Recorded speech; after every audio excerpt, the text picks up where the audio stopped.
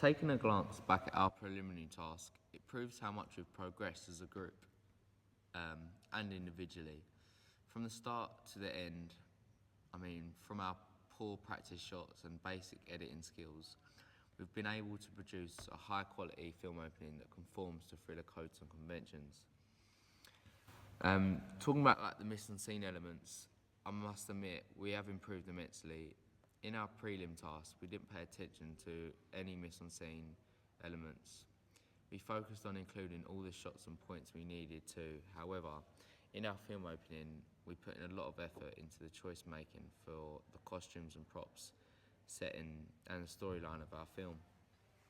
This was due to us all participating in a massive amount of research on film openings and codes that fit the thriller genre. From completing like textual analysis on various other films, and we kind of like magpied them and used their ideas for inspiration to help in our own film, to help us structure our film opening. When editing our prelim, we used the software iMovie, which is on my laptop. This it uses a very basic transition, which at the time we believed was interesting.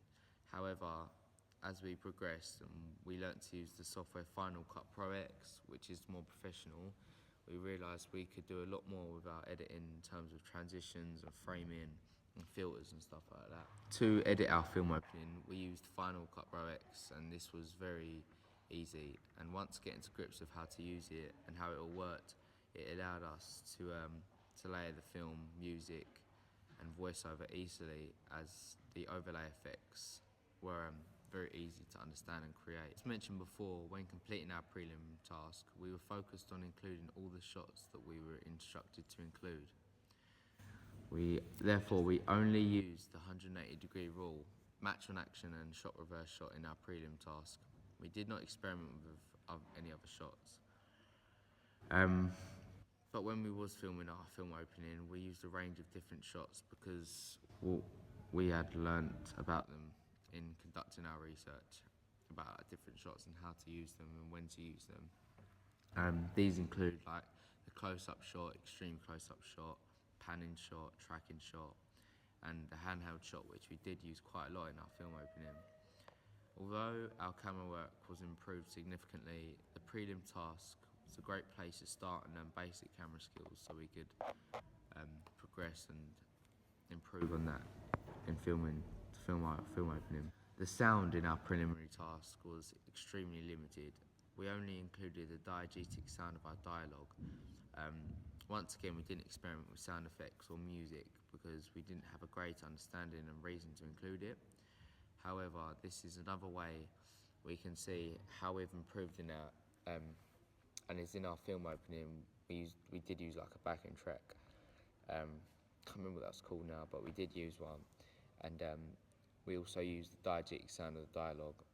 Our final draft is when we did add the voiceover of a radio broadcast mentioning information about a missing girl, and that was non-diegetic sound. Lastly, in our preliminary task, we only used one location, which was a school office, literally opposite our classroom. And this was because we wanted to focus on making sure we got all of our key shots. We didn't think about experimenting with different locations. However, in our film opening, we used multiple locations, such as in a car and in the woods, which was Thorndon Country Park. This shows that we understand how to shoot in different locations in terms of camera work, lighting and angling of the camera to get the best shot possible. To conclude with, I think it's obvious how much our group has grown and progressed from the prelim to the final product. Even from our first edit of our film opening, it was still quite shocking. I think it is when we reflected on these shots and we realised that we needed to improve the quality of our shots and have more of a variety.